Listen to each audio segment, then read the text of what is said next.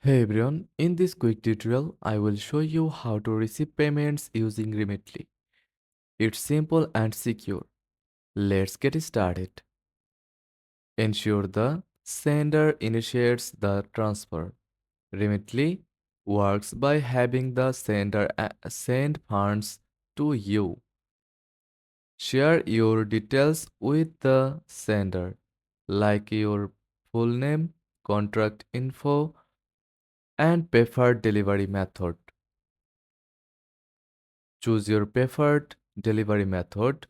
Remitly offers several options: bank deposit, receive money directly into your account, cash pickup, collect funds at a partner location near you, mobile wallet, have money sent to your mobile wallet. Wait for confirmation. Once the sender completes the transfer, you will get a notification by SMS, email, or in your mobile wallet. It will include a tracking number or transaction ID. Collect your payment. For cash pickup, visit the specified location with a valid ID and the tracking number. For bank deposits or mobile wallets, simply check your account to confirm the funds, and that's it.